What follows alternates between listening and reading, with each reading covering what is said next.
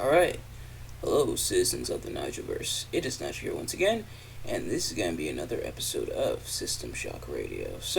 I got some topics for you guys today, as always. So without further ado, let's get right into it. The first thing I want to talk about is that Kairi Sane may be on her way back to WWE.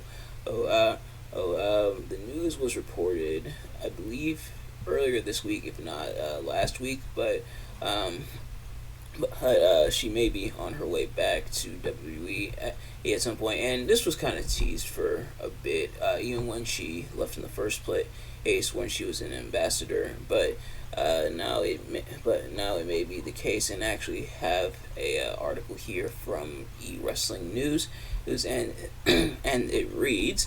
Kairi Sane is expected to be back with WWE before the end of the year after she recently signed a new contract with the company. The belief has been that her return to the promotion was imminent. Before making her WWE return, she will look to finish her dates with Stardom. Kairi does have 2 matches left in Japan, as she is scheduled to compete for Sendai Girls, and sorry if I mispronounced that, compete for Sendai Girls on September 2nd and All Japan on September 8th. And Dave Meltzer reported in the Wrestling Observer newsletter that Stardom sources claim that Kairi's start date with WWE will be in November.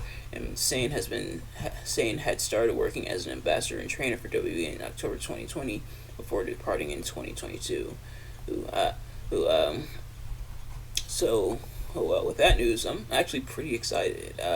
Kairi Sane, for those of you who have never seen Kairi Sane in the ring before, she's definitely a treat to watch. Having probably one of the best elbow drops in WWE. Yes, even probably up there with Macho Man. Uh, I'm excited to see her back. I can't wait to see what she does as when she comes back, and even she kind of alluded to it on her on I think it was Instagram. And with Triple H at the helm, I'm sure she will thrive. But speaking of Triple H, the next thing I want to talk about is that Triple H will no longer be on the board of directors. That's right. Triple H is not going to be on the board of directors anymore due to the Endeavor merger. So this is coming from the Sportster. We have this article here, and there's a lot of articles I have for this episode, but I came prepared. So it says Paul Triple H Levesque will no longer be on WWE's board of directors due to the upcoming merger with Endeavor, but this won't change his key role in creative endeavors. I think it's Levesque who it's one of the two. But anyway, the merger between WWE and Endeavor aims to integrate WWE and UFC into a single entity valued at $9.3 billion. And Triple H's departure from the board reflects organizational streamlining, allowing him to focus exclusively on WWE, while TKO oversees operations for both WWE and UFC. For starters, I guess this does mean that WWE and Endeavor are going through with the merger after all. So WWE and UFC will be kind of siblings, essentially, pretty much like a Drake and Josh situation. But Triple H not being on the board of directors, it did sound scary at first and did sound disappointing at first, but with the reasoning being so he can focus solely on creative, um, and the regular board will work with the UFC board, such as Dana White and stuff, of them working together. It does suck that Triple H won't be there, but perhaps this means that he'll have full creative control. So I guess this means things won't change too much in terms of creative when it comes to Triple H running the helm, essentially. Like I said, it might seem scary and it might seem like it sucks a little bit, but I guess we'll see where it goes. But next up, and I wonder what will happen to WWE programming. Will they try to integrate more UFC stuff into WWE programming? Will they try to integrate WWE stuff into UFC programming? Let me know what you guys think in the comments. But next up is we've already got some matches announced for All In. All In, which is going to be taking place at Wembley Stadium. already has some matches is in its lineup, but but AEW, I feel like it's kind of in an interesting situation here, and so is my bank account this time around, because as All In and All Out are going to be happening within about a week of each other, or if I'm not mistaken, and yeah, so All Out is going to be happening September 3rd, and All In is going to be happening August 27th, and so and so so yeah, one right after the other. Now that is admittedly quite a bit of a gamble, well, because you essentially have to try to build up both shows, and normally one is probably going to be built up more than the other, and in this case, All Out almost kind of feels like an afterthought. Compared to All In. Obviously, All In and taking place at London in the legendary historic Wembley Stadium is a big deal, but this means All Out probably isn't going to get as much build. There is one match known about for All Out so far, and that's Darby Allin challenging for the TNT Championship against Luchasaurus. But other than that, had pretty much most, if not all, the focus goes to All In, but nevertheless, so far we have 5 matches announced. So on the actually, I guess we'll start with the main event, because it's going to also tie into what's happening on 0 Hour, and that is that MJF will be defending the AEW World Championship against Adam Cole. Of course, MJF and Adam Cole, the bromance of the summer, coming about as part of the Blind Eliminator Tag Tournament, and they kind of gelled and bonded as friends. So now we're pretty much waiting for one of them to turn on the other. And to AEW's credit, when it comes to the story as to who's going to turn on who, it's admittedly up in the air, and not in a bad way, as in they don't know who's going to do the turning, but in a good way, as in we don't know who's going to do the turning, because as both men, and throughout the course of the storyline, almost seem to have justifiable reasons why they could be the one to initiate the turn. For MJF, it's him being MJF essentially, and him being not just a scumbag, but our scumbag, and MJF always having a trick up his sleeve. Adam Cole potentially looking to outwit MJF, perhaps turning on MJF when MJF becomes vulnerable and tries to see the world in a better place, including stemming from the promo they just had, not this week not this past Dynamite, but the one before on the 200th episode, where MJF had Adam Cole sign the contract without fully reading it, and after MJF cut his very emotional promo. But nevertheless, as they're going to collide in the main event for the AEW World Championship. And that, but also, just announced on this past Dynamite, they are officially challenging the Ring of Honor World Tag Team Champions, Aussie Open. That's Mark Davis and Kyle Fletcher, and they're going to be facing for the World Tag Team Championships on the 0 Hour. Adam Cole, props to Adam Cole for doing the impossible, getting a second match on the card out of MJF. But yeah, so the other matches so far announced is that FTR are in the rubber match. Will face the Young Bucks for the AEW World Tag Team Championships. Yes, please.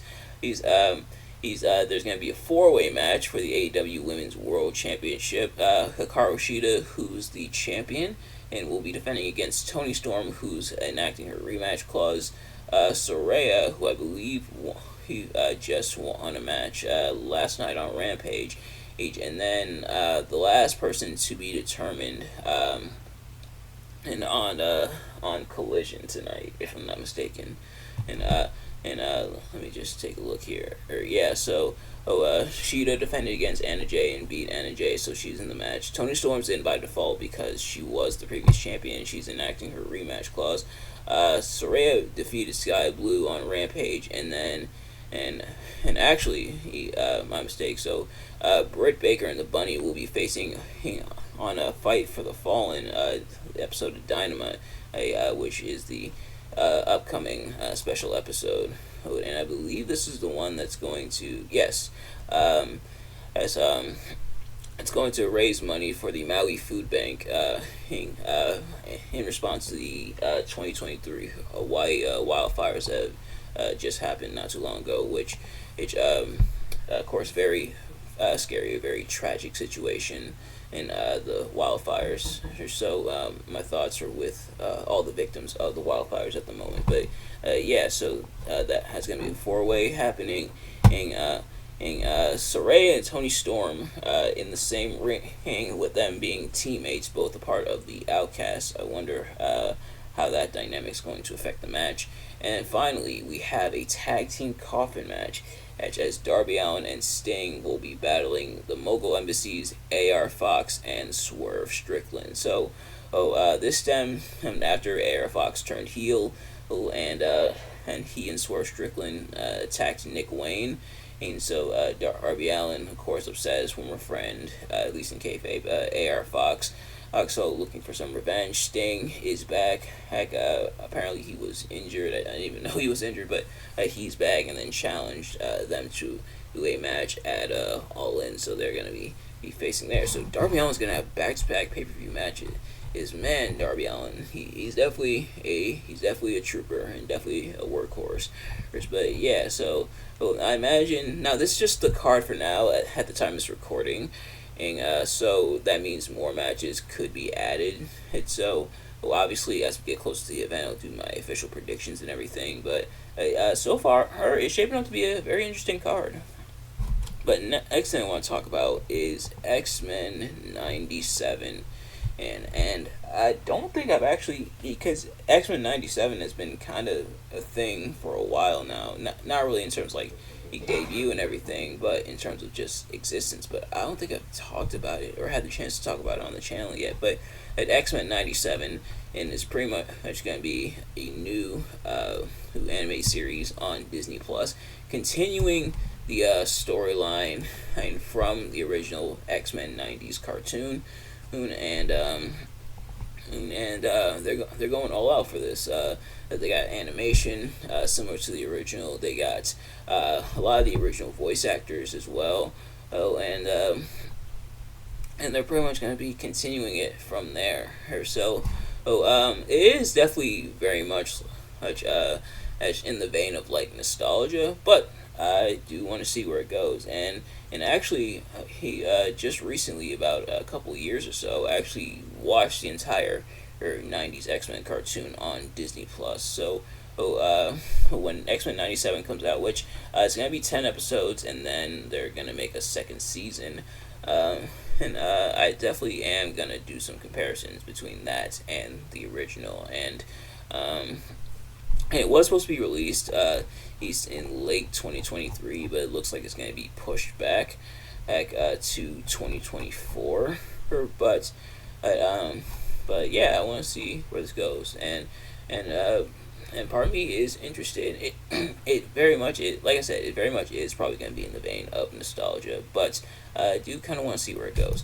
And the last thing I want to talk about is that a lot of children are going to be heading back to school soon. In fact, I think some children are already have gone back to school. So, if you're a child, or you have a child, or just anyone, friend or family member that's heading back to school, whether it's elementary school, middle school, high school, college, even preschool, whether you're going for or your bachelor's, master's, doctorate, it's if you're heading back to school at all, I just want to say, wishing you all the best. Do well this semester. Do well this school year. Ace all your classes. And try your best at school. And do everything you have to do to pass. Study hard, work hard, and have a very successful school year. Wishing you all a very successful school year, and make as many friends as possible. Make connections as much as possible, and just have a very safe and productive school year this year here coming up. And to all my college students, have an awesome semester. I know it's going to be kind of tough, but You got this. And everyone heading back to school, you all got this. I am proud of all of you for how far you've come so far, and I know you're just going to keep going farther and farther and going to keep excelling and doing well. So I am proud of each and every one of you, and I am hoping and expecting for great things out of all of you. So have a great and successful school year. But nevertheless, that's going to do it for this episode. Thank you all so much for watching. I hope you enjoyed. If you did, please do me a favor. Like, comment, subscribe, share with your friends, turn on post notifications so you know every time I upload a video so you can see as soon as it drops. Let me know in the comments below your thoughts on anything I talked about in this episode. But thank you all so much for watching, and I will see you guys later. Peace.